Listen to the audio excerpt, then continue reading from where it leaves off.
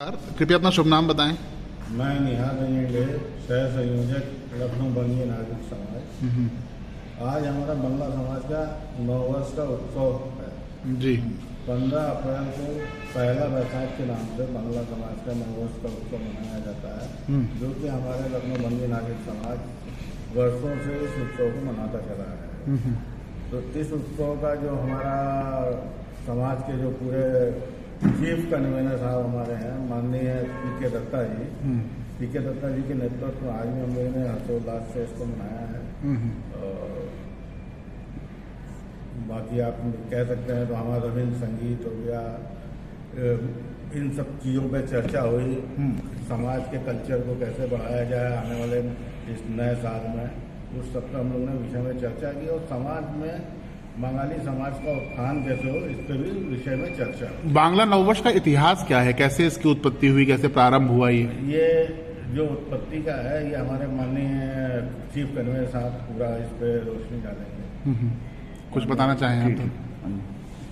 अभी तो एक मिनट, मैं प्रकाश कुमार दत्ता, चीफ कन्वीनर लखनऊ बंगी नागरिक समाज।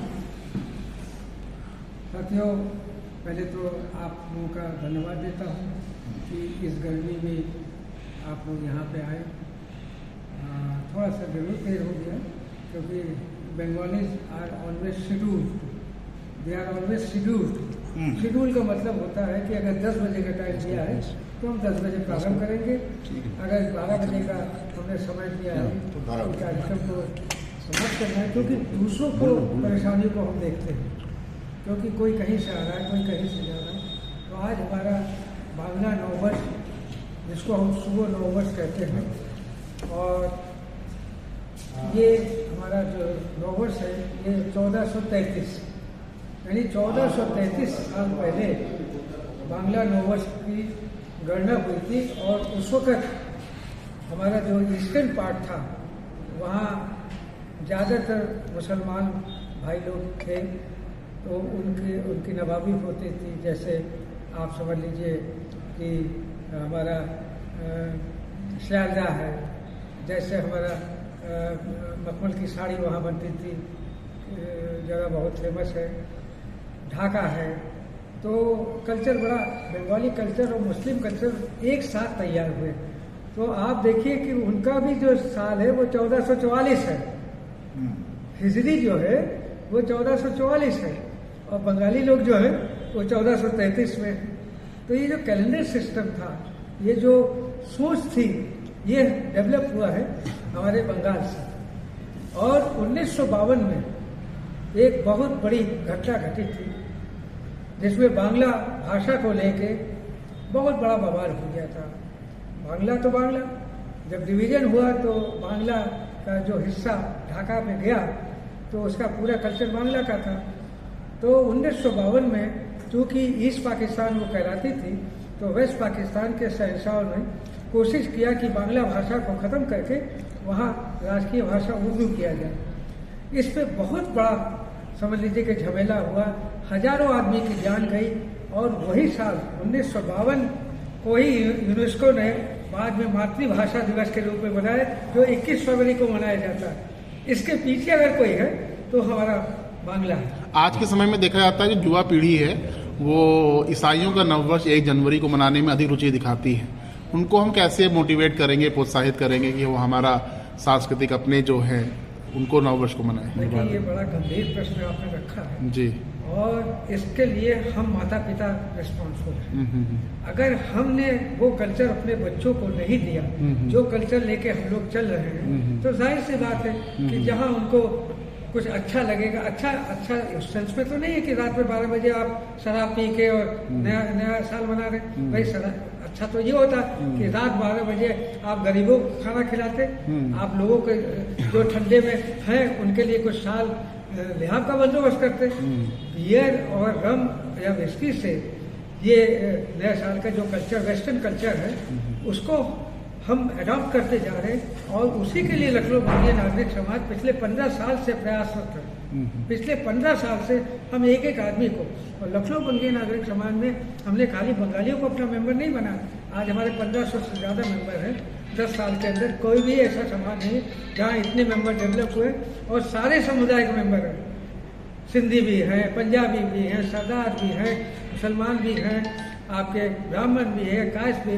उसके पीछे एक ही रीज़न था कि बांग्ला भाषा के साथ जो हमारा कल्चर है, जो हमारी अच्छाई है, भाई नोबेल पुरस्कार तो बांग्ला, ऑल इंडिया रेडियो तो बांग्ला, टेलीविज़न तो बांग्ला, हाई कोर्ट तो बांग्ला, सुप्रीम कोर्ट तो बांग्ला। ये तो सब बाद में बदले हैं, शिफ्ट हुए हैं। भारत का पहला कैपिटल कोलकाता। तो कहने का मतलब ये है कि हमारे पास जितना संस्कार है, हमारे पास जितनी ज्ञान है, जितनी बुद्धि है, वो जो चीज़ है वो अगर आज के लड़के आप अगर देख ले 1800 की सदी, तो पहला आदमी कौन बना? ईश्वर चंद्र विद्यासागर। दूसरा आदमी कौन बना? बंकिम चंद्र चट्टोपाध्याय। तीसरा आदमी कौन बना? मधुसूदन दत्ता। चौथा आदमी कौन बना? जो हमारे रामकृष्ण परमहंस गजोधर चट्टोपाध्याय। उसके बाद कौन आते हैं? रविन्द्रनाथ टैगोर आते हैं। उसके बाद कौन आते हैं?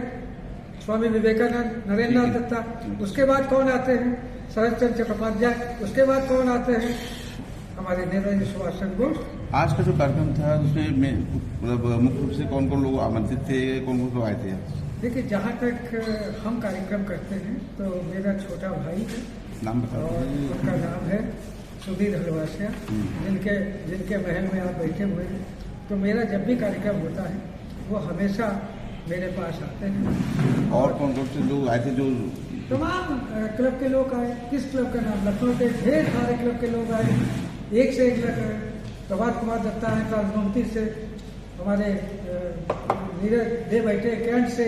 1992 में मैंने मूर्ति लगाई सुभाष चंद्र बोस जी की, जो सुभाष चौक कहलाता था, अब परिवर्तन चौक कहलाता था, अब सुभाष चौक कहलाता है।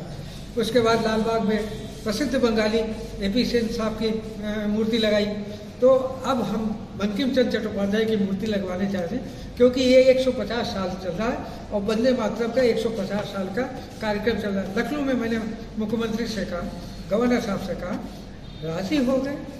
भगवान चाहेगा आप लोगों की सहायता होगी, प्यार रहेगा, मोहब्बत रहेगी, तो अगले साल तक उनकी मूर्ति, अभी इनकी मूर्ति, आपकी मूर्ति जो है क्या बोलते हैं, सुभाष चंद्र जी की मूर्ति के ऊपर छत नहीं था, वो देखिए छत बन रहा, छत बन जाएगा। अभी आप रविंद्र उपवन पे चले जाइए, चारों तरफ हमने स्टील बैरिकेडिंग करा दिया। लखनऊ बंगाली नागरिक समाज ने सारी टाइल्सें बदला दी।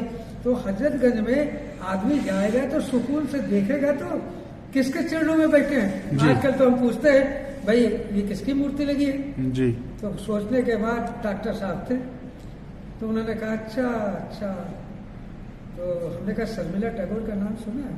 तो उन्होंने कहा जी। अच्छा, उन्हीं के पिताजी? हमने कहा उनके पिताजी नहीं है, रविन्द्रनाथ टैगोर है, जिन्होंने जनगण मन अधिनायक गाए। तो ये तो है हमारी जनता, ये हमारी जनता है।